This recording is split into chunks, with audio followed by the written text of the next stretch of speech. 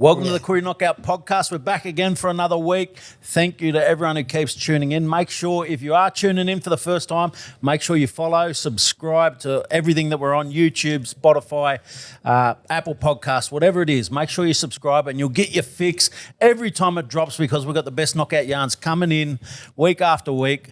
We've got Jono Wright with us this week. We've got Tommy Kennedy back, Tommy Tuck, and we've got Dean Witters back again. Jono, pleasure to have you on the Knockout Podcast. Thanks, boys. Yeah, it's a bit of a treat. Looking forward to it. It's my very first podcast, so it could be really good or it could be terrible. We'll just wait and see how we go. We'll break you and you'll be good. Well, I like how we're all in team uniform here too, all dressed in black here today. Yeah, but look here, look at this one though. Look, a bit flash this week. I've got the Knockout Podcast gear. Are you making up your own shirts now? Tommy Tuck's got his own merchandise. First time merch. Come and see me. I reckon next week you'll have a shirt with the photo, his big face on it or something. Oh, mate, I'll be the face of this soon. A lot of people are talking about your Gurras, Tom. No, I'm trying to. Well, I've got the water bottle here and I've got my claws. What do you want? Any pillows? Anything out there? Throw me a plate or something. Anything? Bottle of Coke. So, Jono, tell us about your knockout history. Tell us who you are, where you're from, for everyone who doesn't know you. My name's Jonathan Wright. I'm a proud Gamilaroi Dungutty man. Born out west in a little town called Gilgandra. Good town. Good little town. My in-laws out there. Shout out to all my in-laws. Yeah. He got that in straight. We know who's the boss there in that house. Hey, wait there, but it's getting closer to Walgett too, so we're getting more, mates out. Yeah, so, obviously, and then, parents then moved to the Central Coast and grew up there most of my whole life. But yeah, just love rugby league, love footy, love being outdoors. So, and then now, just sort of ready to share my story. From Guild to Gosford. Yeah. Had a mad NRL career too. Yeah. So debuted in 2009 with Parramatta and played over 10 years for too many clubs, more clubs than Tiger Woods. Parramatta, Bulldogs, Sharks, Warriors over the ditch, 2 years in New Zealand, Aotearoa, and then 2 years at Manly. And then I called it quits and then back to the real world. That would be like calling someone a KO whore. Oh, no, I can't say it on TV. That's bad talk. So five NRL clubs. How many knockout teams? Yeah, well, I just worked it out. So I played in 13 knockouts. 5 with 5 Kempsey sides, all different names. Go for them. Just for us. Can you go rattle them off. So my first one was with Bellbrook in 2002. There's a story behind that one I'll share in a minute. Then Macleay Valley Sharks at Maitland. And then after that was Trigger Memorial at Redfern. And after that, sort of play but didn't play, was Dungutty Titans on the Monday morning. There's a story behind that one too. Oh, you done a bit of a Nath Merritt. Yeah, I did. You snuck in there somehow. Legit one. It was a legit one. There's a story behind that one. And then 5 years with Campbelltown Ghosts with the sisters. And then 2 years at RAB. And then 1 year with the Dark and John Waters. So, quite consistent. I love that 5 different Kempsey sides in 5 years. I love that. It's different names every And there's year. a few more names of Kempsey sides. We could do a whole podcast here one day on different names of Kempsey teams. But it'll take an hour to rattle them off. But we were talking off air there about 5 minutes ago. The Woy knockout back in 2000 and what was that? 10. Anyway, Kempsey had 5 or 6 sides, and I reckon, did you play with every team that day, that weekend? Because they had all those teams in. I didn't. I played with Ghost that year and got knocked out by Central Coast Blue Tongues. But yeah, that's Blue Tongues. But Jason Thorne, Adam McGill. There was a Central Coast team with no Central Coast players in it. It was all fellas from out west. There's a little shot there. Shot fight. But yeah, that was. I think. But you was in it. I played against him. I was a Campbelltown Ghost that year. Sisters teams. Yeah. So yeah, but like Moree was the same. Moree's had like Moree Boomerangs number 1 and 2. Mission Original Jets, Boomerangs United. original. So, but yeah, so Shamrocks. they were one of the teams I played for. But yeah, But we said it before offline. It's a feature to think of how many one town teams have 5 different knockout teams. Unbelievable.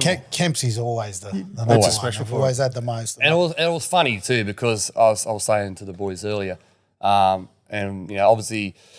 Reason why we always went to Kempsey because obviously Dad. So Dad obviously proud of where he comes from, and obviously the early years before I even started playing, I was always involved in knockout. So my earliest years of my memories was from knockout weekends or being around a footy field. So I don't think I had any. I was always, if I wanted to play rugby league, I was, I'm not saying destined, but that's what I would have became because that was my environment. So I had I wasn't going to play squash or any other sport. I was stuck in with rugby league. So yeah, all those memories come up. So that's why we always went to Kempsey first. Me and my other two cousins, we always played for Kempsey because of dad. So mum always said, why don't you go and play for Gugandra, Gowinners and all that. I'll send George will one day. They always used to argue, and Dad goes, "No team from Gilgandra anyway." And I said, it was just laugh. Mum having a stick at him, but yeah. So I can always picture my earliest memories of that at the knockout, or if I was wearing jerseys from each team. So wherever Dad go, I'll follow. But yeah, so 2002 was my very first year. I wasn't supposed to play at all. I was just going down with Dad to Redfern. Remember Redfern Oval with the old lights, the old rusty lights? And me and my cousin JJ, who was a good football player in his younger years, he played with West and whatnot. We all turned up and Dad said, bring your boots. How old were you? I was 15. Turning 16 or 15 that year? I was 15 that year. God, gee. 15 that year, and Bellbrook, old kick-around blokes, had 2 spare jerseys left and said, Vic, do you have anyone? So I've got my 2 young fellas out here. They go all right. And it was me and James Knight. We got the 2 wing spots and played with old fellas. We got dusted up. I remember scooting out and got ragdolled. I was going to just ask by a big silverback, ragdolled me. But that was my first. Big silverback. That was my first experience, and I just loved it. Watching all the uncles play for so many years. Never got the chance to watch Dad. I watched him 1 year, I lied, in a Golden Oldies match at Nambucca. Remember they had the Golden Oldies? Yeah. Love the Golden. Someone left their teeth behind. Come and pick their teeth up. He's a true blue knockout die but you know them yarns. So that was my first year, and then that was it. I was hooked then. Let me ask you about that first run you've had at the knockout, because I know when people say they start at 15, did you go straight up or did you run with your hands in front of your head? I was straight up, so I was just, They lift you? I got lifted. You got lifted the hard way. And the jerseys, knockout jerseys back in the day, they were big. Dripping, so I had to tie it up. But yeah, got ragdolled a few times. Get your olds. And we got lost. Yeah, and Redfern Oval was a sandpit back then. You know what I reckon about the footy gear too? The pair of shorts you'd end up with, though, like that on each leg. Especially my old little legs. Like, go-roos fall out everywhere, them old shorts. I think, like, you mentioned Uncle Vic there, and you probably got to start your story with the story about Uncle Vic. Obviously been one of the foundation members of the knockout and played a big part of it. I've sat with him for hours and talked and heard his stories. And there's a group, George's uncle. There's a whole group of them that we've got to pay tribute for. And we haven't had a chance to talk a lot about him. But tell us about your dad and his story with the knockout and what you knew of that story and what you've heard. Yeah, again, that's why I love the podcast, because when you fellas started up, it just opened up a whole world of storytelling. And I think our people are the best at storytelling. And then it's actually good for the old fella now he's retired. He's I'll get him down long enough to sit still, and he can tell some stories and yarns. And nice. I've actually found out more about him now just by texting him. Who was this fella like? I know people for nicknames, and then now I know what the actual names are. But I think when growing up and following wherever he went to, I don't think they realised what they created when they did. I think they were doing it because of obviously a lot of brothers weren't getting a run in Sydney and whatnot. So when they did it, they thought, it'd be a good weekend to do it. And then obviously what they've created in each community has just been a massive achievement. I think I've been very, sometimes I might take it for granted being around it because that's who I knew and whatnot. But yeah, he's always proud of his community and obviously loved the knockout. Even though when the sisters went and started their own team down in Campbelltown, I think he always gave time for everyone.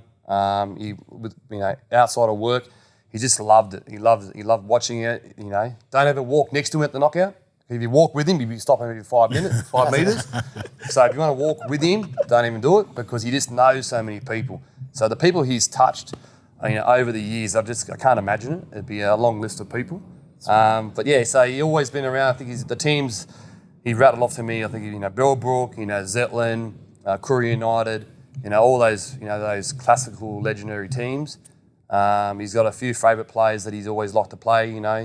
He always talks about. I'm trying to remember their names. Uncle Eddie Vale. That was knows them all. Yeah, Uncle Eddie. He used to recruit a lot of black brothers too. So when he was in Sydney, he used to come to Sydney. he worked at the Mundine Hostel, and he used to recruit all the brothers from out west or up north.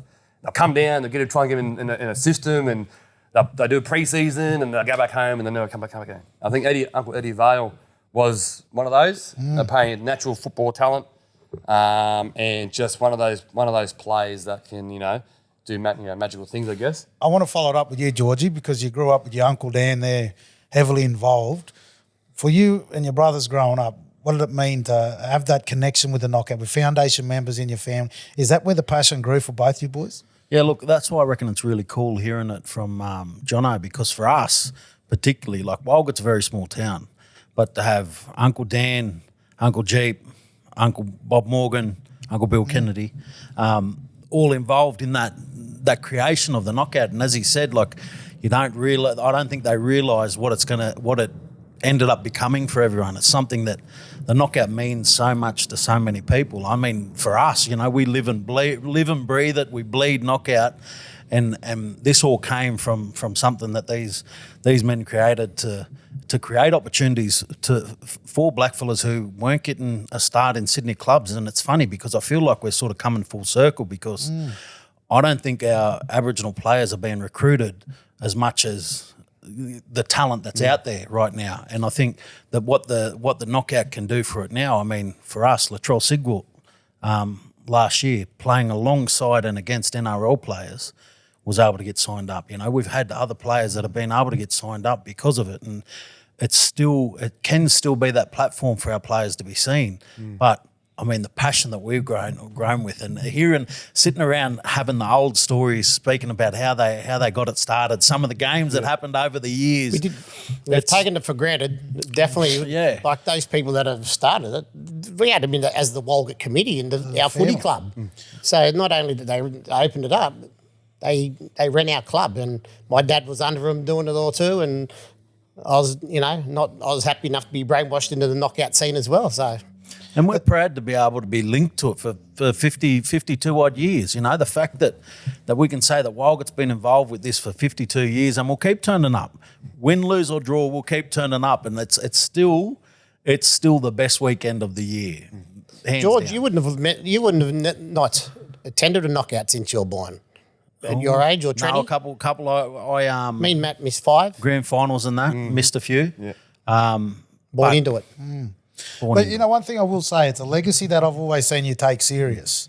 Now, when you've won it, you carry, not only you've won it for your community and your team and your family and want to run it well the next year, but you're also taking that legacy of 50 years. Both you blokes go way back to the start of this, you know what I mean? It's something that you hold as the legacy of the event, and keep putting it on the bigger stage and keep elevating it, I suppose, is something that Walgett and you done, Jono, as players as well. And I think it's the respect that we've got for them. Like growing up, we always grew up around them. Uncle Dan, all of our uncles, we grew up around them and we're able to hear these stories. And that's why that respect that we have for it will always be there, and it'll always mean something to us. It'll always mean that little bit more, because whenever we play in the knockout, we've got to do them proud as well, because what they created it for and how it's grown from where they started, it started from a place of goodwill, of caring for our people, and I think that's what we've all got in our nature as well too, is that a lot of the things that we do because we care for our people and we want to uplift our people, and so when we're participating in it, it's still, it's a nod to them, a thank you for what they did for us to be still doing it now, 50 years later. 50 years later. Love that. 50 years later, I've been to 40. I'm 45 this year, so that's a fair bit. And going off with the tradition, like we've had to come through those days where, we begged to play in a knockout side. And they said, we're staying here, we've got 10 rooms. You, Matt, George, Trent, 5 years are in one room. We're like, no worries. We didn't care who got the bed. We just looked around and we knew who was getting it. But that was the difference. We wanted to play and we did what we could to get in that team and play for that team. There's none of this stuff these days of, making sure I've got me and uncle and 52 kids coming and 5 dogs. The knockout means a bit more than that, and to say what George is saying, Dino's saying about George, about how he loves it, because it's those foundations of appreciating being in the knockout and learning off them old fellas. Yeah. Yeah, 100%. Now, Jono, back to the footy. You've had a great knockout career. How many have you ended up winning? I've only won 2, so that was back to back with Redfern, which was good stories, and they were fun days too. But yeah, as I said, those early years with Kempsey, with all the uncles and whatnot, and the older cousins. I loved every minute of it, even though we only played 1 or 2 games. A similar story before. Sometimes with the Kempsey sides, they go, "Oh, we've got a good team this year, good team, good solid side," and we'll turn up. Me and my two cousins, Dwayne and James Knight, will turn up. Who were both really good players. Dwayne played SG Ball Parramatta, and JJ played with West. So we were always the footy-driven young fellas in the family. So we were like the next generation of all the uncles. And so we'll turn up to the training, and I remember one night, it was the night before the knockout, and we're playing, I don't know who we drawed. We drawed someone, I'm not too sure. I think it was the Trigger Memorial one at Redfern, because we had a training run at Waterloo Oval, Avery, and they got all the players together. They just must have called every fella from Kempsey to turn up to the table. This is going to be a good yarn. Yeah. Ooh, this is going to be good. Was it promised to be a different team, It though? was promised to be a different team. We've got all the old fellas out. We've got all these young bloods coming in. Everyone's coming together. This is the spiel that I got. We all turned up and we got out with our boots, and it was basically exactly the same team as before. Just a few different fellas, and then that's just how it was. So we was like, no worries, we'll run with this team again. We actually went all right that year with Trigger Memorial. We wore the Brisbane Broncos colours. Mad. The 2000, the one they won against Melbourne, that sort of design. But yeah, so that was. Mad NRL sort of gear, the Kempsey fellas, Titans, It's funny with Broncos. jerseys. It's funny with jerseys because I think I was a fanatic. Obviously, I loved rugby league, so Dad used to get me. I used to draw up jerseys of designs and whatnot. I was always drawing up jerseys. This would be a mad knockout. Another Tommy jersey Tucky. and whatnot. So so every time Dad was around footy teams and whatnot, if it was the Newcastle teams or Kempsey, he said, "I'll draw me up a design." So I'll draw up a little design, or I'll just steal a design from NRL. I know we used the Broncos Diamonds colours one year for North Coast Crushers. You remember the North Coast Crushers. Remember the Bears? I was thinking of the Diamonds when you were talking about the Broncos. Yeah, sorry. So the Broncos Diamonds, I used there you that for go. North Coast Crushers. And then I remember we were involved with the Newcastle Emus one year, and we used the North Sydney Flames. Yeah. We used that. So I was always, mate, I was a nerd. I was a rugby league fanatic. So just anything like that, I'm still a bit of a geek with that. But Fit in with us then. yeah, so I just think that those early years were awesome with the Kempsey sides. And then obviously I moved on. I think after, one particular year, because between 2006, 2006 to 2012, I missed about 6 knockouts because I played in lower grade grand finals and first grade grand finals. So a whole big gap of not playing in it. But 1 year changed forever because then sort of not split the family, but just it was time for us younger fellas to go and make, Camden Ghost was a little yarn about one of our friends we all know. I'll have to put it in there. He's a big noter. Ant Mitchell. So Anthony Mitchell, Murray in a hurry. It was the year when was in Bathurst when it was cold and miserable. Best knockout ever. 2011. 2011. So 2011.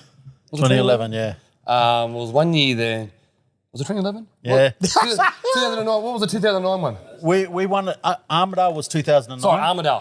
Armidale had 4 seasons. I jumped ahead. Armidale cold too, so mention Remember, Armidale. it was hot one day, it was freezing the next. 2009. Still a good knockout. 2009, I was 19th man for Parramatta in the grand final, so I couldn't go to it. So I was like, I asked Ando, can I just miss the start of it, go to the knockout? He said, no, you're either in or out. So, geez, all right. It was full on. So I stayed in camp with that because I'll be a part of the grand final breakfast and whatnot. And but I was recruiting players, as you do. You recruit players. I try and do my best. And obviously with the teams I play for, there was no Wallung, so I couldn't get players to come and play. But 1 year I got Ants to come and play. We lived in the same apartment block in Para. They're called the Bronx. And Ant's got one of his brothers from Queensland, and he even had Robert Louis. They were sleeping on the floor, but Robert Louis, he couldn't play, but you got this other bloke. So go, Dad'll pick you up. You'll drive with the Armidale, and you'll play for Dungutty. I think I think Trent texted me that morning saying, "Gee, Dungutty recruited some players," and they did. I know where they got the money from, but they recruited Miles, They had Dane Laurie and his brother, who was aggro ads, Yeah, and then they Scotty. had Jamal and all that. Had a stacked team. And then obviously PJ Ellis, Mitchell. PJ played with him. PJ. Yeah. And they had the first game on the 9 o'clock in the morning. That's so the good. first game off, and I remember I was getting the TV in the hotel. 'Cause I wanted to watch it because I was pumping the tires up. Man, so you got to play with this team. You guys might, I reckon you might win it. So he's rocked up. He started off the bench. Wes? He started off the bench. Yeah, Wes. Started off the bench and he came on. I think he only played 15 minutes. And they got done. They got beaten in that first game. I think the boys are fight too many fights. They were trying to clean up blokes. And then the River beat him first game. Yeah. We got knocked out first game. We got knocked out first game. And after that day, he was like, "Braz, I'm not playing with you ever again. I'm not doing this." He was crying. He was sooking. I said, "Mate, that's knockout footy. You don't know what's going to happen." He said, "I'll drive all the way out there with Uncle Vic. He was telling old yarns and, it was freezing and then I got done." So ever since that time, I always try to recruit him. So, nah, not playing. And he was always complaining about it. It was funny that knockout. I think it was all over before it started. Everyone was thinking about this Dungatti side. Oh, yeah. That was the talk, eh? Stacked team. I remember. It's funny how them teams, like, everyone wants to knock them off, eh? Yeah. They When you didn't hear them last. teams. Went Yeah. out first game. I remember it. Yeah. So you never forget, always reminds me. He does. He carries on. Ant does. Yeah. Yeah, you won it with He your did, fellas. yeah. So he's quick ways ahead. And you mentioned the Bellbrook community there with the Trigger Memorial side and so on, but there's been a lot of good footballers from out of Bellbrook. What's the football story there with Bellbrook? Because I know Uncle Eddie Vale, Uncle Vic's been obviously closely associated there. All the Vale's good footballers out of Bellbrook. Paulie Davis, like that crew. I think it's just part of who they are. I think it's part of their identity, their environment. So all the stories I get from Dad, all those years, they're always outside, always playing. I think rugby league was a part of their way of life in a sense. Everything I hear from him and even the other old uncles is just playing with their brothers and their uncles is just part of who they were. There was no technology around those days, so Small communities. I think that was a big part of it. Small communities with a lot of big families. They just play football out the back and smash into each other and throw the ball around. And it's a story closely associated with us up in Armidale, because we had a lot of Bellbrook people move up to Armidale and live. There's a lot of them up there, and Uncle Eric Kelly was one of the gun footballers from down at Kempsey, and he played a lot there in them gun Kempsey sides in the early knockout. And then he moved to Armidale when my old man, they were all sort of teenagers coming through. And he was the one who coached the Narwin side when they first started to come through in the competition and win knockouts and so on. And he was the one, they talk about him in Armidale still as the one who set the tone for everyone in Armidale. But he's a proud Bellbrook man, and his brothers, the Kellys, Albert Kelly, you talk about all these footballers. Little community, Bellbrook, of not many people, but produced a lot of good footballers out of there. Yeah, I think, I can rattle off heaps of old uncles that are always around. You obviously had Dad, Uncle Eddie Vale. You had Uncle Davo, Paul Davis. Then you had even fellas that didn't play. Always floating around, always trying to promote the game itself. Just give, I guess, opportunity for people to get together, play sport. You had Uncle Richard Dixon. He was always floating around. So when growing up, I watched all these old fellas play. I only found out today that his real name was, I called him Uncle Pinhead, but his name was Uncle Frank Vale. And he used to wear, he used to have this little hooker. He used to wear this little knee strap. He was a gun little footy player. But even when I grew up in Newcastle, because wherever Dad went, we always followed. So watching old Uncle Edward and Malcolm play. Old Warren Shillings. He was one of those high regarded players playing in Newcastle. So I had all this before I even started playing. Watching these the old uncles, the old Donovans and Nambucca. Me watching them, I thought I was watching first grade rugby league. The way That was our heroes we grew up with. Yeah, we had all those. So What was Shillo like as a player? Because I reckon you look at watched him Shillo play. now, Had the body he's one flying? of the scariest looking men that you'll ever see. Yeah. If he was taking it up, I reckon I'd be thinking twice. and Tough that's old actually right. shit. And young wows. I rate young Warren. Me and young Warren, we played together at Newcastle at the Knights with Walshy and Stevie Gordon. So But yeah, old Wows, he was a knockabout bloke too. He just loved the game too. I feel like this fella, he's too young to know about all this stuff. Like I think my knockout IQ is He's not as young as you think. I'm getting jealous of him, to tell you the truth. He's got a few Ks on there. But yeah, so I just love it. I love the experience it, just the whole knockout in itself. Even when we were young kids, we used to we go to a hotel room, but we'll have 7 kids on the floor, and mum and dad go out to the knockout ball. And we had an old story. Me and Kix, we used to get, we all have a big pizza night, and we had an old Uncle Butch. Uncle Butch used to watch all the kids. We'll be the 8 kids jumping around, have pizza, and all the mum and dad and uncle and aunts all out at the knockout ball. And they'll come home thinking all the kids would be asleep. But they look up in the hotel room, in the motel, and all these lights are flashing and flicking. That's our room. And they'll walk into the room, and there's Uncle Butch asleep like that there, and all the kids are running around, jumping inside. So those are the memories I got from the knockout. It wasn't the footy. It was about being seeing all your cousins and that for the very first time. How good was it when you used to go to knockout and you finally got to stay in a motel if you're thought following you the were team? fresh. When you're little. It was like Christmas for a young bloke, Hey, like that's how much you look forward to it. It was like Christmas coming around, and even as a young 12, 13-year-old, that last day when it was all over, you sunk into a little depression because you knew it was going to be another 12 months to come. But that's what it was like as a young fellow. I can remember. That's how much it means. So it was like Christmas coming around. I say these like when I talk to my kids at home, like, you haven't been through, tough and when you've travelled around and you slept on floors and that, like, you fellas have got it good, like if you've got to stack a motel room out, that's more for it. That's better. It's an emotional old trip, The trip home from the knockout. Yeah.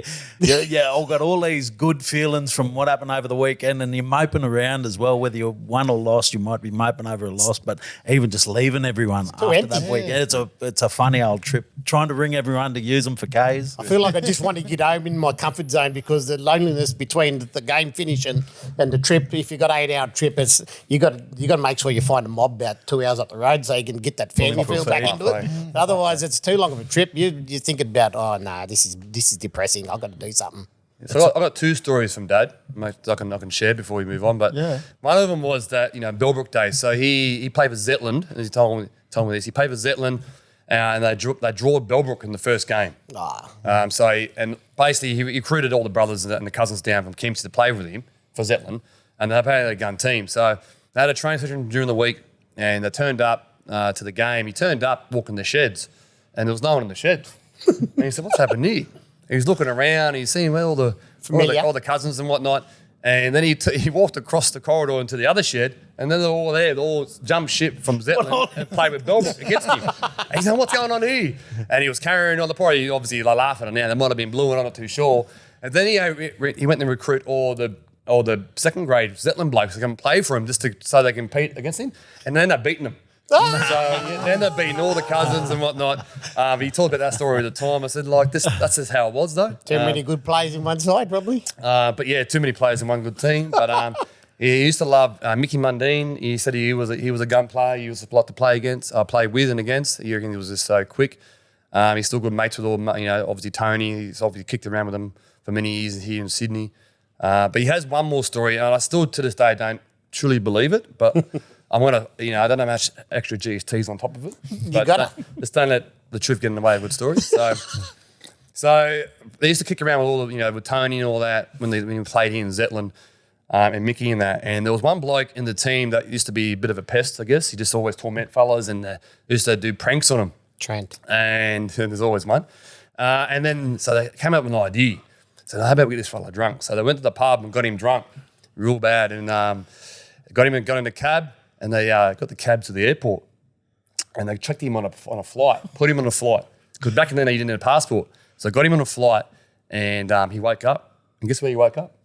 In New Zealand. What? In New Zealand. They put a return ticket in his bag, and 2 days later he returned home when he obviously sobered up and whatnot. But he had no idea. I said, "How's that possible?" So that's what we did. That's not the type of people they were. They hung around. They gave a bit of stick to each other. I said, "Mate, I can't believe that." That's good pranks. That's great. That's more than what we ever done. Yeah, no, I wouldn't be shouting anyone a flight to New Zealand. They must have had a lot of talking anymore. So anyway, he didn't tell me who it was, but yeah, I thought, geez, you Might guys have are got the ruthless. footy check. Was it Bad Monday or what? I'm not too sure. It might have been just a Wednesday. I don't know. I remember when you talk about players jumping ship, I was thinking about one year there when Dane Nielsen. Remember Dane Nielsen? And I'd been yarning to him heaps, and he was like, "Bro, I really want to play in this knockout." I was like, "Yeah, come and have a run if you want." He said, "Well, can I come and play with you?" I said, "Yeah, no worries. You locked in?" He said, "Yeah, I'm locked in. And so I was telling the boys, and this is why I never recruit players ever since then. Anytime they say, can you ask so-and-so if they want to have a run? I said, no, fuck that. I'm not recruiting players. And it's because of this that happened. And anyway, so we're rolling up here. I think it was here in Sydney. And we're rolling up, and I'm like, and they're like, where's Dane? Like, we're warming up in half an hour. I'm trying to ring him. No answer, nothing. And then he ended up picking up. I said, bro, where are you? He said, I'm just finishing a warm-up. Yank. I said, what do you mean? We don't warm up yet for another half hour. He said, no, I'm here with the team. I said, what's your team called? I can't remember who. It might have been Yowies. He was playing. He said, no, I'm with Ikey boy, Ike Gordon. Oh. He jumped ship with me on me that morning. He said that he thought he'd locked into that team with him because he'd been talking to Ike at the same time and saying, no, we're playing.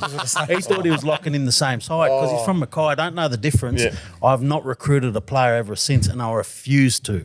It's the hardest thing. Obviously, it's just, and you've been around the knockout for so long, just recruiting players is so hard. I did it for so many years with the Ghosts, trying to help out, and I was travelling from where I was to go and play with Dwayne and Jay and all my other cousins down there, my younger nephews, and just recruiting players. It's like cutting teeth. It's just like, who you got? It's always who you got. I could only I don't know, brother. Like this, I'm trying to create something and whatnot, and we didn't, obviously there's very little budget to go and attract players and whatnot. So no, we've got a good little team. Come and have a run with us. And it's just so hard, and that's that feeling. I had two players at Raymond Terrace one year. Come and play with us. Yeah, no worries. Just two knockabout blokes.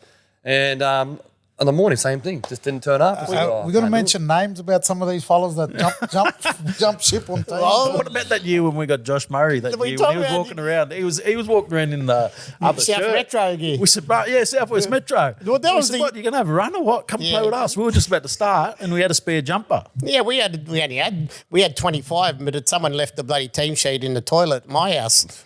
And all the players didn't turn up because they saw their names. They saw what jersey they got. They never got the starting jersey. We got to the damn bucket knockout.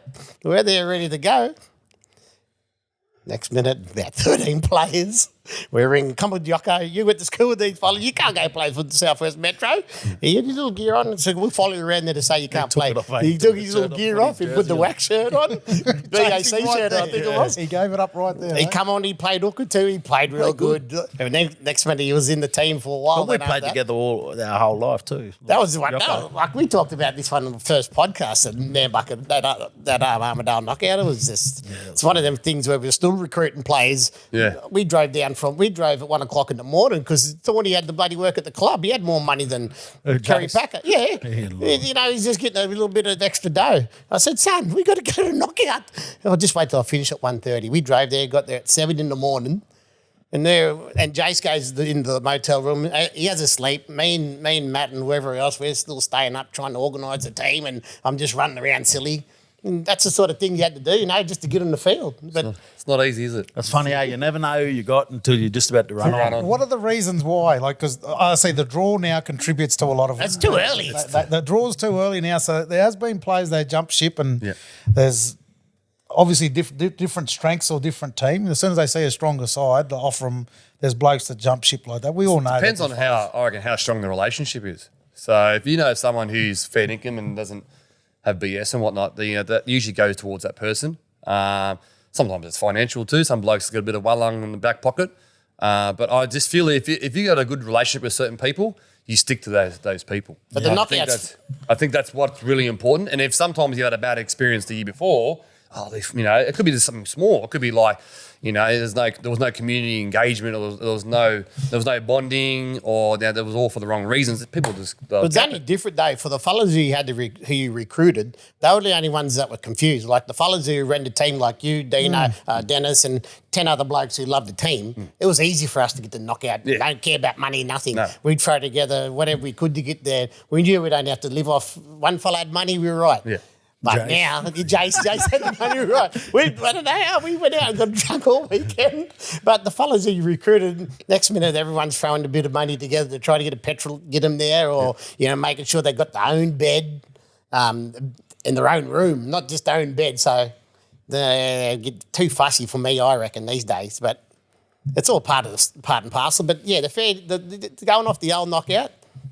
We get there regardless, and it's not cheap these days. So when you these days. when you're running a knockout, like obviously when you're putting the team together. Yeah. How many times did you fellas run the team though when you got your phone and you got an hour before the game and you're getting your gear on, you're still on your phone, making sure that bloke get there, and then you run back to your missus and say, any messages on that phone yet? And you're still waiting for the important player to come got them along. last couple of jerseys to fill, and then you're watching who's walking around. No, have you been watching me? Have you? Because that's all I do. Like Every time you see I'm that like fella here on the phone, getting half strapped. I'm running around. Like last year at the where was it? Central Coast. Yeah. Like obviously that was the first year, sort of starting the dark and young waters together. So I was basically just trying to giving, obviously that, we can get into that later, but just that was just me. I'm just always making sure things are all good, running around, but that's just, I guess, who I am. I've always done that, so. Well, you got used to it sometimes, like you're recruiting players to the last minute.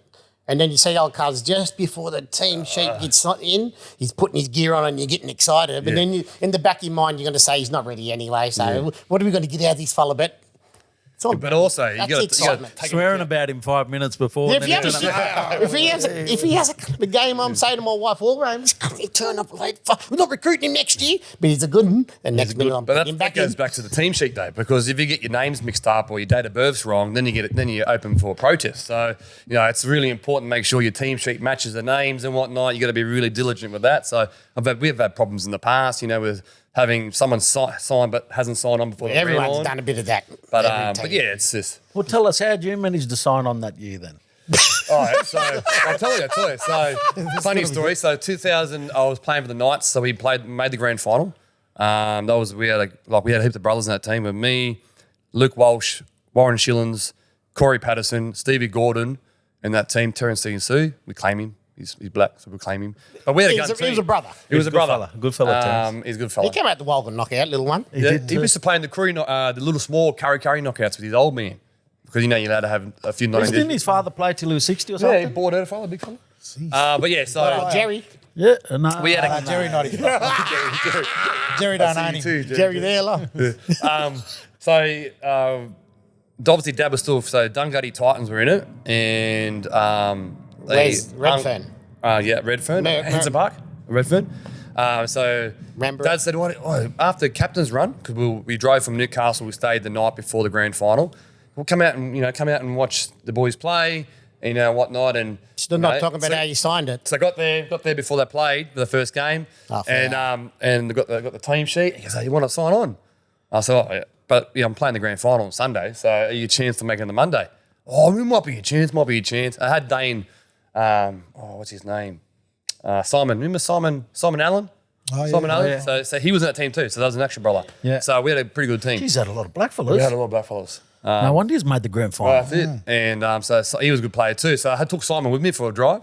I know Stevie Gordon wasn't going to play because he was all the Yowies. He actually drove down and watched the Yowies played and whatnot. And then anyway, so I got there and old Unc goes, "Why don't you sign on the number 25 jersey?"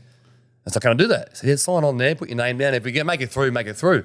So no, right, sign on. They probably weren't going to make it through. We played the grand final on the Sunday against Panthers, who had a stacked team too, for a few brothers and that. Jared Semmett, he always brings it up because he beat me 2 years in a row for Panthers. Jared Semmett 2 years in a row. But yeah, so we played. We lost the grand final. We were dominant all year, lost the grand final. We got on the bus, obviously on the bus back to Newey. Rip Taylor was our coach. And we're charging on the bus on the way back and got to the stadium at Marathon. It's not called Marathon, it's called McDonald Jones. Jones, yeah. And we had a few dinner, a few beers, and we watched Melbourne and Broncos play. Broncos beat Melbourne. And then we ended up going out afterwards and go to King Street and whatnot. And my phone was buzzing. Back in the day, we had, Nokias. Yeah. Nokia and the Snake. All numbers. Yeah, all numbers. and my phone was vibrating. And it was Dad. So I went outside. Well, what? You know, look, Dungutty got through on a protest. They're playing Monday. They got beat 27-0 or something. Yeah, I know. I said, "What do you mean they got? Yeah, they got through onto the Monday. You want to come and play? Campbelltown. Hey, Campbelltown beat them to get into the final. Yep. So So I said, Dad, I'm in Newcastle at a pub. He goes, all right. And then that was it. And then 10 minutes later, he rang me again. Now, all the uncles want to know if you still want to play tomorrow. I'm going, Dad, I'm literally at a pub. Like, what do you want me to do? He goes, the uncles said, there's a spot for you. I'm thinking, all right, then I was in there, and the boys are like, all the boys charging up, Walsh are there dancing, and a few other boys all dancing up. Don't talk too much. No, don't talk too much. You're right. Anyway, and I thought, all right, then. It was ticking, and then the old smoke bomb came out, and I walked out, got on the train from Newcastle all the way to Gosford Station. Dad picked me up from Gosford Station. We were staying out in Glebe at my sister's school. We had a boarding house there at St. Scholastics. Slept there, got up in the morning, went for a run around the block a few times, and then went to the game and played for Dungutty Titans. Were you stale? I wasn't too bad. I was young then. Young, you can do anything. The jerseys were massive, They were big, huge. they were I had to big. tape it up. They were big. And we played Wes Patton Memorial. Was that it? This was the protest year, This is wasn't the it? protest This year. is the protest year, And we yeah. played them, and we actually were playing pretty good. We were actually winning. They haven't. We were winning. And I remember that game. I remember that the grandstand was packed. Yeah. I remember Wesley P did a break down the sideline. I was playing fullback. He came in the sideline, was running. So what do I do? Wesley was easy to burn me easy. Yeah. So I came there. I sort of mocked it a little bit, and he had it played inside. And I PJ. sort of blocked it, and then he passed it, and I intercepted it instead. And I remember the whole stadium went like, I thought it was at a state of origin, went crazy. I thought, this is knockout footy. And then I obviously got tackled after that. But yeah, I remember highlight. that. I remember that very, mad. very vividly. That's just the stadium went If up. that- Because I thought Wesley's got to score. Yeah. But he must have scared him, but then he passed it. Got the intercept. That's a good knockout, yeah, on that one, man. Yeah, big arm. I'm good for an intercept. Didn't want tackle, so I gave an intercept. What were you thinking though when you was on the charge and Dad's ringing and you were there He was going, persistent. Dad's always persistent. So he was just, he's got that little attachment. So. He was always going to go, Yeah. really. Yeah, and you've lost anyway. Lost the so- grand. Yeah, lost anyway. Yeah. So it didn't, Yeah, but No, so- Nelly You're beat right. Western. If it's, no, I'm talking about the grand Yeah, it's final. still He the lost same the thing, grand yeah. final. if I won the grand final, yeah. If you won the grand final, you got an excuse. If you lost, your dad's got to tell you. Preston Campbell did it 1 year too. Didn't he turn up on the Monday after playing The on Mull- the lower that grade Mully grand team? final? Yeah, the Mully team. I remember when he played Did he? with Mully. He had a big Guernsey too. Didn't that he, year. He played the grand final. Didn't he have small boots that year? Then he wasn't going to play Mully, and then if someone gave him boots, they were too small, and he used to get, had blisters. He ran on with him. I remember Yeah, that, he still Preston. still Isn't that carved. funny? He still carved up. You know, them little yarns about the knockout that people wouldn't even talk about, but these fellas are stars, eh? And you always think, there's always something, always like turn up with a pair of small boots. Yeah. Right, we were playing got with quite Redfern when you come to Redfern He had there. big Guernsey on, I know that. And won that knockout. And I remember you and Uncle Vic, Uncle Vic, the whole knockout out there, how Yeah. excited he was for it. And then for you to score that winning try, what did that feel like when you won that knockout with Redfern? and scored that try in the corner? It's hard to put into place because, because going through those, not always to say hard years, I enjoyed the knockout. Even when we got knocked out the first game, I loved it. Getting the gear, you get your gear the first time, your bag, whatever you got. So I loved it. But, always missing out or getting a hard draw. We always played we played you a few times the first Yeah, round yeah. or NAB. There was no easy first games for me with the Ghost or the Kempsey sides. So, I wasn't going to play. I was living in New Zealand and Kieran Vale, who obviously was Dwayne JJ, they were my two brothers, and then Kicks, he never played with me. So he was always pestering me, come and play with me. We've got a mad teammate at Redfern. I said, brother, I don't know, man. I just, I'm in New Zealand, I want a bit of time off and whatnot. I think we're getting married too. So I was just, he's just pestering me. So he said, just come and have a run. So I never have a run with him. So I ended up running with Redfern, and that Rock was there too. So Stephen Walker, he's my cousin too. So we had a few of the brothers there, and it was just to go through that weekend. Got obviously rubber the green with the draw and whatnot, but to score Thanks to Walgett. Thanks Thanks to Walgett, they peeled it up. I didn't have no control on that. Maybe a bit of karma. All the times have been stitched up. But yeah, it's just that was a tough weekend too. But I guess it was just meant to be. And then obviously Travi gave me that ball and we scored in the corner. It's your team. And then it was weird because we scored a try and then did my mad little shake at the goal. And then everyone just came in, and when I turned around, old fella just basically jumped over the fence, and that's the first thing I grabbed him. I think I busted his nose too when I grabbed him, and he was just like that. I think he was more happy than me, I guess, in a way. But I was going through a stage where I probably never ever win a knockout. I was just, it's just so hard. It's so hard to get a team together, and to win it with him there. And my kids there, I think Lake in there too, he was there. it was an awesome moment. And being a knockout diehard, There was no choice in that. But yeah, it was awesome to him being right there and him meeting all the community and Uncle Shane Phillips and yourself and having that. So it felt like it was already a family connection anyway. And meeting the boys and what. But I was just, to be honest, those 2 years at Redfern, it was like I wasn't never used to that because usually I was always recruiting. I was doing everything. You're scraping it together. play. I was, mate, I 1 year boy knockout.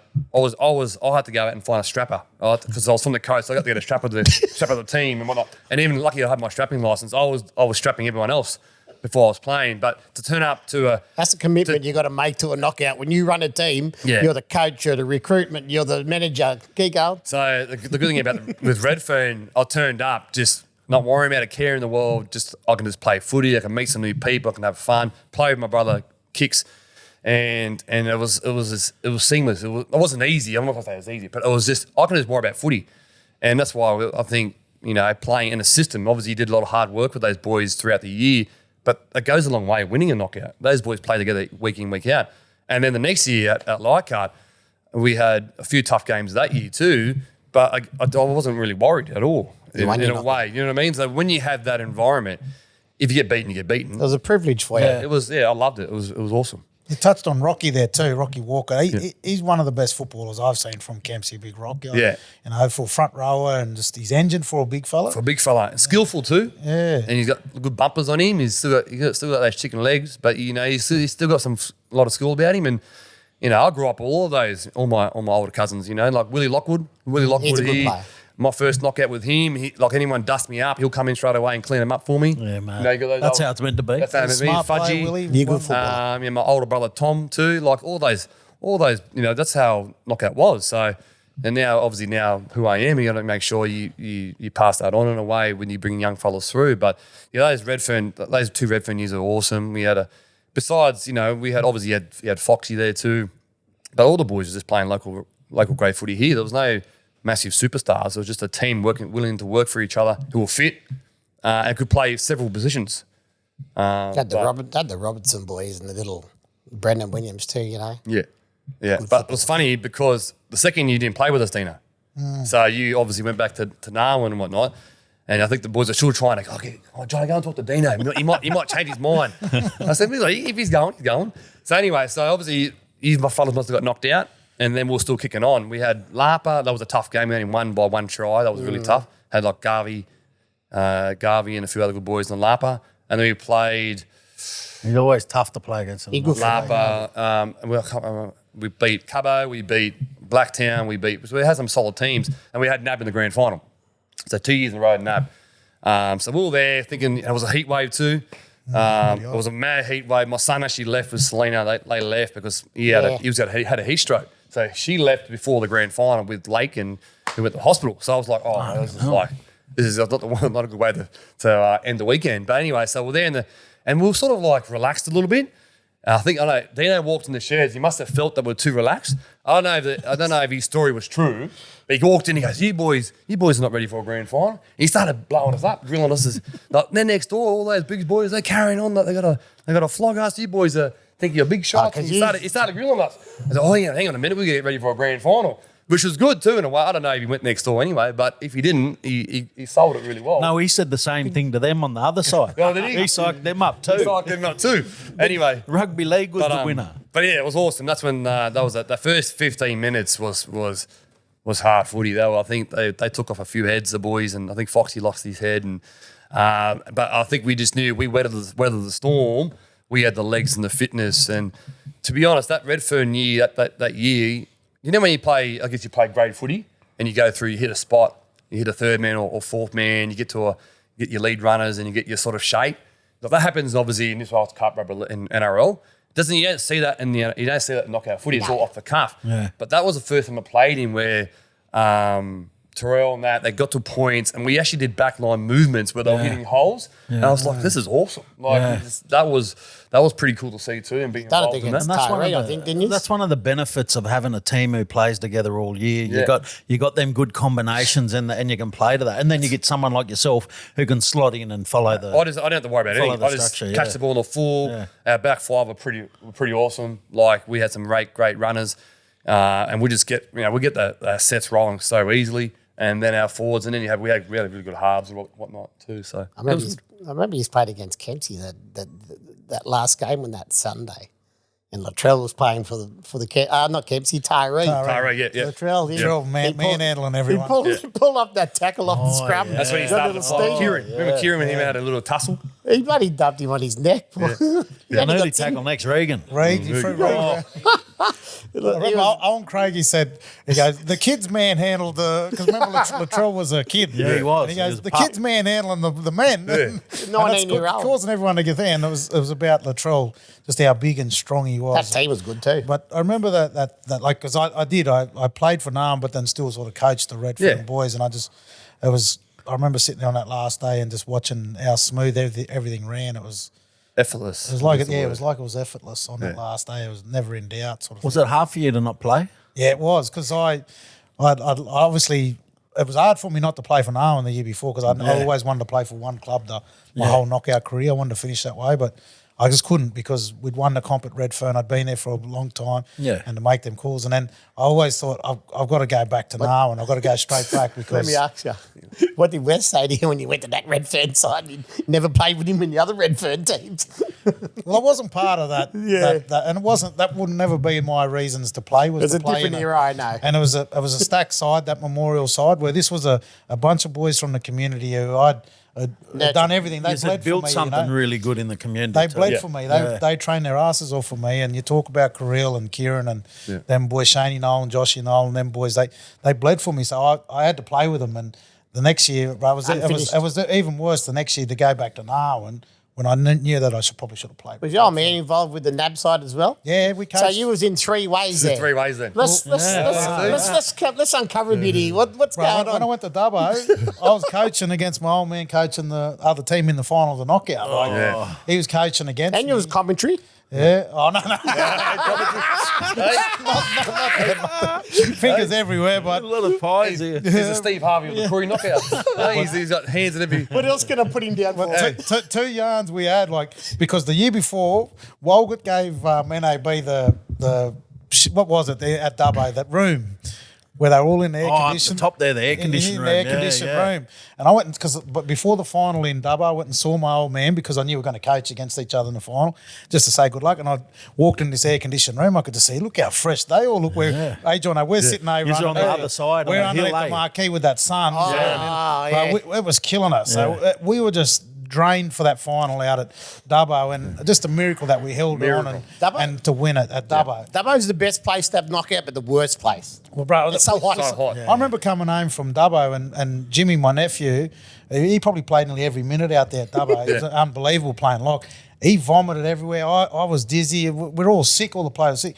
The next year we go to Leichhardt, and it was the opposite. All us Redfern boys, we were up in the air conditioner at the top. And I went and see my Hilton. dad. So I go and see my dad like I did the year before the grand final, just to see how everything's going. I walk over there, and they were doing the same thing we did the year before, where it was hot, it was struggling, and I just knew that Redfern were going to run all over. They looked burnt out though in that field, in that grand final. Yeah, they were gone. Actually, for the grand final, because it was so handy. Because actually, before we played the morning, and then the grand final. Obviously, now I actually went down to Leichhardt pools and had a swim. Yeah, what about that? The kids cashed right in that knockout. Yeah, That the pool there. The pool there. So no, it's pretty good. Good little setup. But having a fellow like this who is just, I remember you're just that comfortable that he was going to make all the right decisions. Wow. He's going to do everything right in his preparation, It's in his off the blood. field, on the field.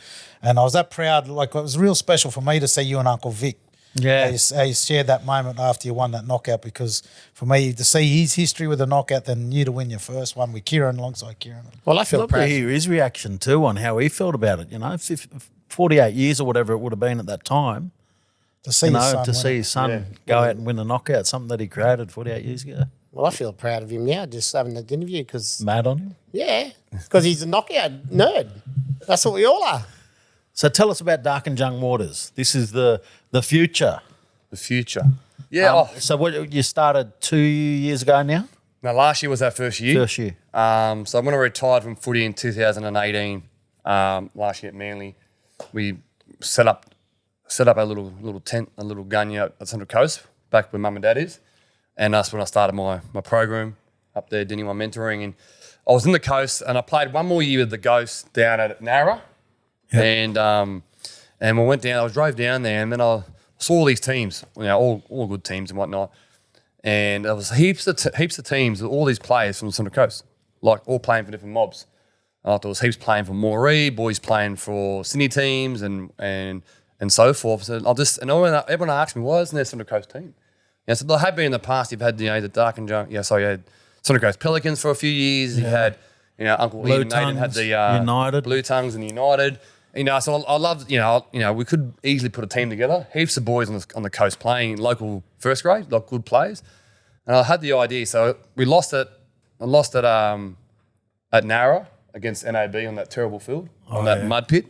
And I drove home, so maybe I can do it. Maybe I can start something on the Central Coast. Mission ground, or what? Yeah, mate, it was terrible. It wasn't playable. But anyway, let's not go there.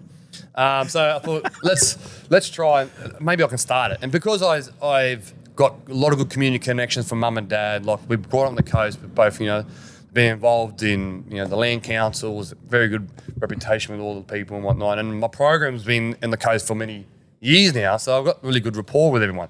So maybe I can do it. Maybe I can pull people together, put politics and ego aside and try and bring the community together, because I think a lot of young boys and girls have no sort of connection or identity to the coast. And I think that's what it is. It's, you created that sort of that image, that logo of WAC and what it means to you, and NAB's got theirs, and Burke Warriors got theirs. It's got that symbol of connection and pride of who you are. So I wanted to start something fresh with no tense of where you're from. It's just one, come together, do what you want to do throughout the year, but come together. So getting the right people on board which is the mission, and then finding players who'll be keen to come on board and have a run with us. So we started with Dark and Young Waters, and waters is basically meaning we all connected to water. I mean, if you're salt water or fresh water. And Central Coast is like the fast growing Aboriginal population in Australia. It's huge. Everyone's from out west is coming to the coast. It's affordable and whatnot. So, and everyone who lives on the coast are technically from like Gamilaroi, Biripi, Dungutty or Wiradjuri there. Everyone moves there. So we're all from different areas, I get that. But we all live there. So I thought maybe this is how we can do it. We can start fresh and we won't just do a men's team. We want to make sure it's rooted in the community. So we said, let's start with our juniors too and get the women's involved. A lot of gun women players and girls on the coast now too. And it's a big, it's a big bite, but we did it. So I got all the right community members on board and obviously trying to get more sponsors and whatnot. But it's created from something that's organic. It's not manufactured, and it's not just about we need heaps of money. We just buy players. That's something that's going to be last 1 year or 2 years. So we want players to come and Not play. the same feeling either, is it? No, it's not the same feeling. And like just like our Redfern, you got boys who are from the area or who believe in the area, they'll bleed for you. You want that. So every player that played with us last year all have their address on their ID is Central Coast. They're all from Central Coast. They all play at Wangaroos or Woy Woy or Kincumber. Good footy players. And then we've got actually a few other players from, we're trying to get other players from New South Wales Cup and whatnot. It's just trying to recruit the players who are from Central Coast who play NRL. It's quite hard because we only knew. We tried a few, but they obviously turned us down, but it's all good. Yeah. But it's just a start. Yeah. And that's what we want to try and build something that be proud of.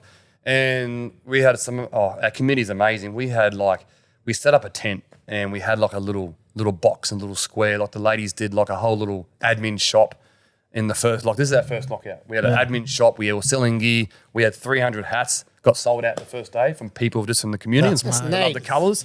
And we had all this set up, man. I was really proud because I took all the ladies working behind the scenes. And it's just, anyone coming together. Obviously, we could do it because it was on the Central Coast. It's sort of a home game. Yeah. Obviously, this year's been more challenging, but we'll make it work. But yeah, it was just... But a great time for you to start, though. Great time to start. So we were smart about it, and it was time. And then I've gotten kids now at my schools wearing the Dark and Young Waters shirts to their NAIDOC days and whatnot. And we're getting kids that played on this Friday in the lower grades watching us play. We win winning 3 games to go through and played Burke. So we actually, I want to play Dark and Young Waters now, Jono. I want to play, so we've already started those positive, those little ripple effects. So you'll be able to tell them all too when you're going doing dinner one mentoring through the schools too. Those are good footy players. Here, come here, mate. Well, come on, we're going to have a game of football, Well, you got to be smart to recruit. So I'm recruiting all my school teachers to get, we need some players for the 15s. And you've got a lot of connections. And I've got a lot of connections. So we've got some, Central Coast is full of talent. We haven't had a first grade team in the NRL ever. I think we had the Norths and that, Norths, Bears and Half it Manly. is, half it I'm ain't. telling you now, it's untapped. And especially a lot of Aboriginal families there. Yeah. We got so much talent there. We don't need to recruit from Newcastle or Sydney. It's all there. You just Isn't need to that have nice the right- Actually, you've got a really good advantage, like we talked about Redfern playing together all year and then being able to put that together in a knockout. Yeah. That Central Coast competition is one of the best competitions in country rugby league. It hands is. down. It is really the top level, they're now in the Newcastle comp too, aren't they? You got like the entrance and Wong play in Denton Cup. Yeah. But even under that, like even the A grade is very good quality Yeah. footy. So, obviously Denton Jesus, they've got a good pool Isn't there. it something good to look forward to at the knockout this year? Hearing this story and wanting to go and watch it, like Oh, we did. We don't want. It's we just want to create something that becomes, a bit of self pride and connection to the local kids. I think in the past, I don't know what happened in the past. If it's politics or if it's certain. It's just it's about creating something where our kids can go. This is where I'm from. This is what I can wear. This is part of and then it saves you recruiting every year because you got to have kids coming through, boys and girls. So and it's a great environment too. Yeah. Everyone sort of creating that great environment. So it's not just about playing footy. It's about coming away. And as you've had for WAC for many years, coming in the tent, and this is Arnie, this is Uncle. We had like fruit platters and we had real food instead of going to the crap that's up the, all the fast food. We had like real platters of food where the kids can, heaps of water for the kids to drink. You didn't get any of them potatoes on the stick? Oh no, they look deadly, those potatoes. But things like that, and that creates the weekend. And then boys go, "Wow, that cheese." Yeah. Mate, That's the Parker good John stories, isn't it, George? And 100%. Red Belly Blacks have done something Yeah. similar. Yeah, Blacktown. absolutely. Combined countries before that were doing stuff like that, growing their communities and pulling them together. Like that. Because Yeah, it is hard Red to Bell. do. And you said, you don't know why, a Central Coast team hasn't done it, but it's hard to do year after year. was thinking the same thing. And even for us, we went 20 years of losing at the knockout before we won again. Walgett's got a really good reputation at the knockout, but for 20 years, we were out first and second round, but kept turning up, kept building. And that's what I really like is that you might not be, there on the Monday at the moment, but you've got juniors coming through, you've got a really strong competition you're building from. 10 years down the track, we could be looking at a three-peat here from three-peat. Uncle Jono putting on the boots there, number 25. Number 25, I might just walk out and walk off. It won't be no fluke though. No. It's hard work and experience. Yeah, so 100%. and heart. It takes a village, and that's the important thing. But you're all in the same. They're all in the same on the same. What do you call? They're all. They're all wavelength. they're all together for this. Not just one person going out being a hero and putting the team together and making it a one time hit. And it's an extension of the work you're doing. You mentioned your Dinawan mentoring program there, but that's the work you're doing is about empowering communities, working with kids and giving them something to believe in. And it fits with this, doesn't it? Oh, 100%. I think it go inside, it sort of crosses over and connects with all of it. And that's what, like when I retired from footy, I didn't know what to do. I didn't want to dig a hole or I had a few opportunities. I wanted to make sure I use my strengths. And that's when I started doing my mentoring was for that reason. I love culture, I love leadership and well-being. So that all just flowed well to me. And now doing that and then using this, trying to use those skills to help community. I love rugby league, as you can all tell. I just want to, how can I, promote and make opportunities for other young kids coming through on the coast and so forth. But yeah. Where is that? Because you're doing stuff in schools up there. I've seen you do the NRL School to Work Youth Summit. That was brilliant there, what you did with about 60 Indigenous kids from all over Australia. That was awesome. Yeah. So whereabouts are you working up there in the coast? Yeah, Central Coast, Newcastle, Lake Macquarie. About 45 schools on the coast running my program, and it's pretty busy, it's pretty full on, but I enjoy it. And then obviously, very great opportunity doing the School to Work Youth Summit. That was pretty amazing. Some 68 kids across Australia and New Zealand. Mate, yeah, I'm really looking forward to seeing our future leaders. I think they get I think you heard me spoke about them. We're very quick to criticise the younger generations that they're lazy, they're no work ethic, they're stuck on their phones and whatnot. But the 68 the kids I spoke to and worked with for 4 days, Don't give them too much credit. yeah, they were pretty amazing. They are pretty good. They're very intelligent. They do know who they are as people in a way, and they know more about themselves than what we did when they were younger. There's a lot of knowledge out there, a lot of education. So, mate, they were pretty amazing kids. I think you got to give yourself a bit of credit too, bro, because I've seen him follow out the NRL rookie camp and he had, probably 200 players in a room and he brought them all together and taught them dance and taught them culture and taught about our mad. people and stuff like that. He got a knack of pulling people together, this fella, and it's great to see you, brother, through your Dark and Jung Waters and your Dinawa and mentoring that you're doing that. You're bringing the youth together. It's awesome. Yeah. Oh, I love culture, so that's why I'm always out, and I love energy. I love connecting with people, being around people, and you know, always looking at the positive things. And I've been Tyrone mentioned about the dancing. You know, like mate, that's who I am. So I love to get up and shake a leg, but yeah, I just love people smiling and being their best self. So I think if it comes natural and I enjoy it, then that's the my best. that's my journey. It's the best ingredient. I think that's one of the best things about the knockout too, is you get there, you enjoy yourself, you get to see people you haven't seen, and yeah, Do all those things. Get I'm to hear looking new forward stories. to it. I'm looking forward to seeing the growth of Dark and Jung Waters over the next few years. I I'm am. looking forward to seeing you locked in for Bathurst. Locked in for Bathurst. I'm pretty sure we've got a team in every division. Yeah, nice. So we're taking the whole mob out. there you go. They're setting the Anything standard. you want to know about Bathurst or what? Oh, mate, I heard the fields are looking flat. Looking really good. Really good Good flash, yeah. So, mate, I know you boys do a great job. I'm really looking forward to it. And I'm proud of what you've achieved here too. I was talking to Training about it, you know, like it's good to see, you know, fellas like yourself and Maddie and that doing great things. We need more of our people doing things and, you know, making their own new trails. It's only going to inspire other generations and our kids coming through. And so I know it's going to probably want to be the best knockouts run. I'm looking forward to it. We'll make our way out there. We'll find a way. We'll take the whole community out. It'll be this fella. exciting. That'll be I fun. want to go and play knockout. Someone sign me up. Dark Oh, and Jung Waters. Oh, geez. They thought I was going to run the Bathurst team there this year, the boys. They put Are it you to me bringing at back the lunch. Black Truckers or not? No, there's always a yarn. But someone will say the boys are going to put a team in, and they say they're not, and I've never heard nothing. So, no, look, Bathurst is my hometown, so I want to go there and I just want to go and watch, support the boys. Son, you're not watching, you'll be working. He's You're gonna be not on the podcast K&E. whole You're weekend. Matt filling up actually- bottles or Matt something. We're getting On the podcast tools, all eh? weekend. I actually got in trouble before I got here. Matt said to me, Tuck, when you go to knockout, you're not fart-assing around. You're going to be either in or you're out. What is it? What is it then? I'm in. He's in. Working. Well, Jono, thanks for joining us. Thanks to everyone for tuning in. If you made it through to the end of the year, thank you for tuning in. Look forward to another episode of the Koori Knockout Podcast. Thank you very much, Jono and the boys. See you next week.